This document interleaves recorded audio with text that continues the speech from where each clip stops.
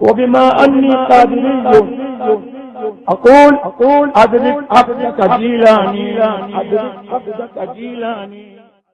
نحمده ونصلي على حبيبه الكريم. أما بعد، فاعوذ بالله من الشيطان الرجيم. بسم الله الرحمن الرحيم. كلا وعد الله الحسنى آمنت بالله صدق الله مولانا العظیم. حضرات، آج کا یہ عظیم الشان اجلاس، جس میں عاشقان تاج الشریعہ کا ٹھاٹھے مارتا ہوا سمندر موجود ہے، اسٹیج پر بہت سی موقر اور معظم شخصیتیں جلوہ افروز ہیں. خصوصیت کے ساتھ قائد ملت نبیر اعلی حضرت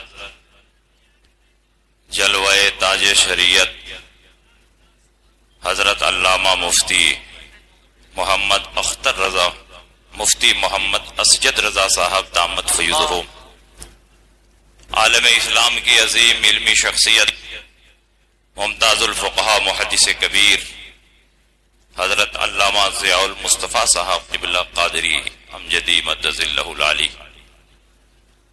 اور یہ عظیم الشان پنڈال جس کے خوبصورت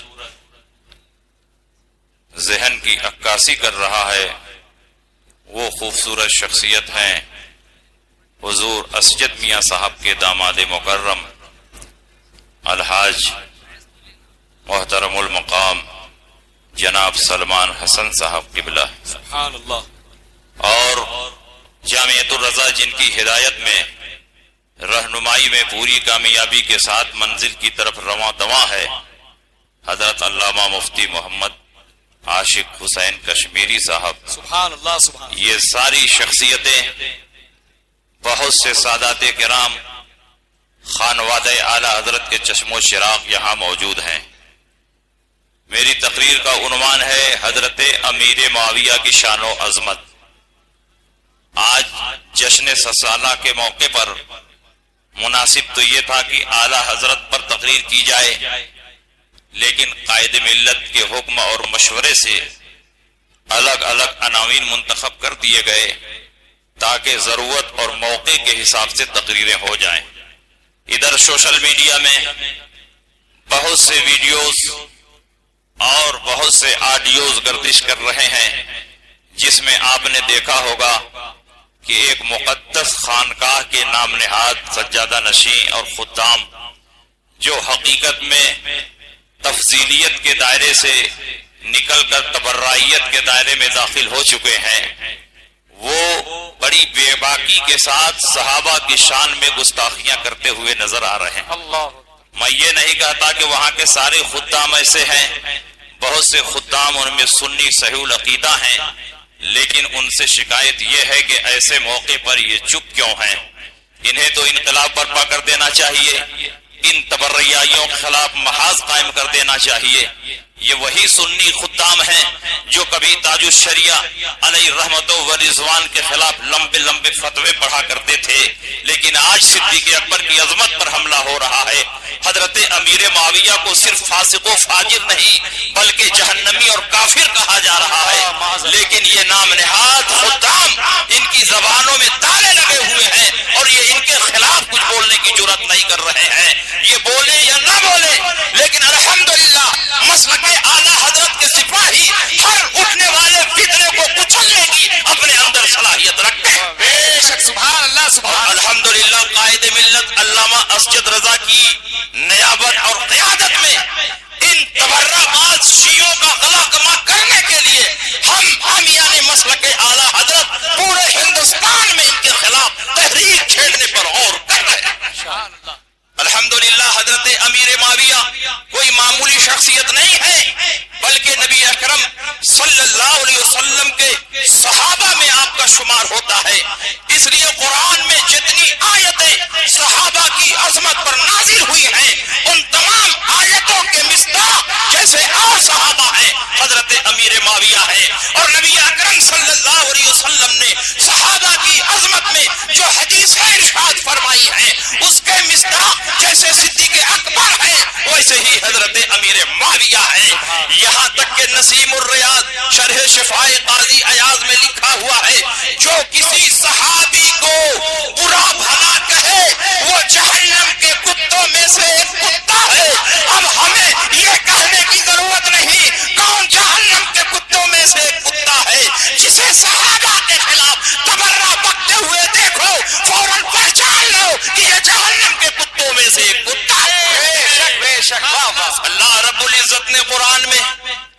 صحابہ کرام سے راضی ہونے کی سند عطا فرمائی، ان کی مغفرت کا اعلان فرمایا، ان کے جنتی ہونے کی بشارت عطا فرمائی۔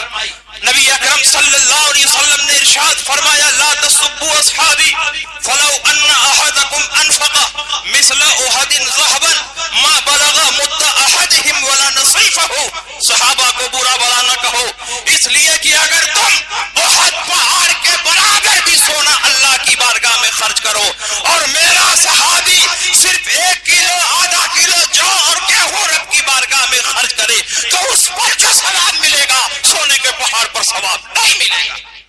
اللہ کے نبی نے ارشاد فرمایا فمن سبهم فعلیہ لعنت اللہ والملائکۃ والناس اجمعین، جو صحابہ کو برا بلا کہے اور گالیاں دے اس پر اللہ کی لعنت، فرشتوں کی لعنت اور تمام لوگوں کی لعنت۔ لا يقبل اللہ منہ صرفا ولا عدلا، اللہ نہ ان کا فرض قبول کرے نہ نفل قبول کرے۔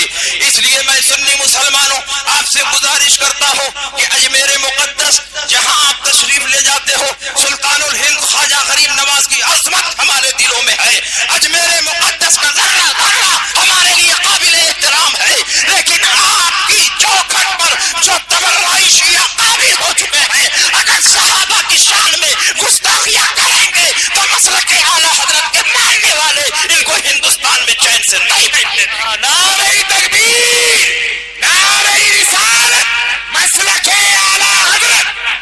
تم حضرت امیر معاویہ کے بارے میں کیا جانو؟ حضرت عبداللہ ابن مبارک سے پوچھا گیا جو امام اعظم کے شاگرد ہیں اور شیخین کے اساتذہ میں شمار کیے جاتے ہیں، امیر المومنین فی الحدیث ہیں، ان سے پوچھا گیا عمر بن عبدالعزیز افضل ہے کہ حضرت امیر معاویہ افضل ہے؟ یہ عمر بن عبدالعزیز اسلام کے پہلے مجدد ہیں، خلفائے راشدین میں آپ کا شمار ہوتا ہے، اور حضرت خضر آپ کی زیارت کو تشریف لے جایا کرتے تھے۔ یہ وہ عمر بن عبدالعزیز ہیں کہ اپنے زمانے میں تدویر حدیث کے سلسلے میں اتنا اہم کارنامہ انجام دیا ہے کہ تاریخ کبھی انہیں فراموش نہیں کر سکتی۔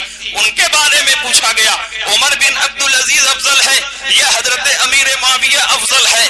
تو عبداللہ ابن مبارک جیسے جلیل القدر محدث نے ارشاد فرمایا غبار دخل فی انف معاویہ فی انف فرس معاویہ حین غزا فی رکاب رسول اللہ صلی اللہ علیہ وسلم افضل من کذا عمر بن عبدالعزیز۔ تم حضرت امیر معاویہ کی بات کرتے ہو، حضرت امیر معاویہ کے گھوڑے کی ناک میں جو غبار داخل ہوا جس وقت رسول پاک کی میت میں دشمنان اسلام سے جہاد کر رہے تھے، ایسے ایسے عمر بن عبدالعزیز اس غبار سے بھی افضل نہیں ہو سکتے، تو عمر بن عبدالعزیز حضرت امیر معاویہ سے کیسے افضل ہو سکتے؟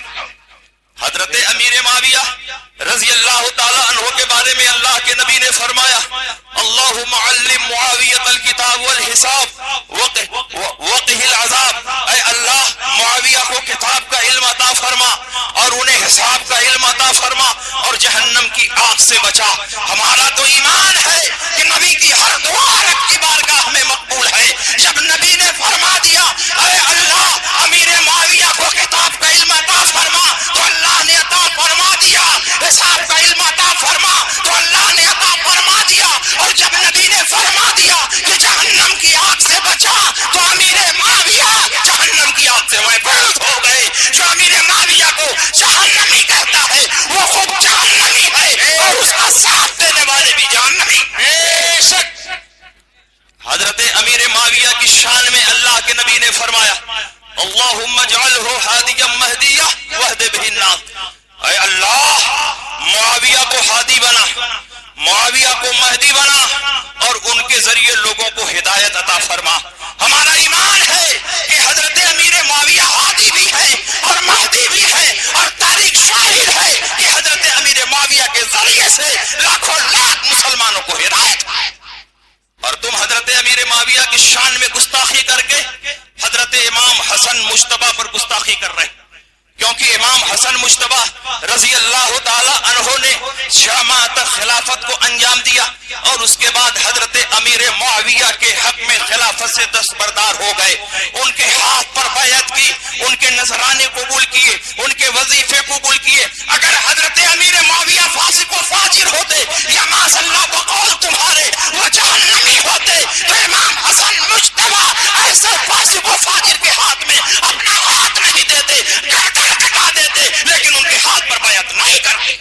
شک بے شک. اور اگر حضرت امیر معاویہ ایسے ہی ہوتے تو بڑے بڑے صحابہ ان کی حدیثوں کو کیوں قبول کرتے؟ حضرت عبداللہ ابن عباس نے ان کی حدیث قبول کی، حضرت عبداللہ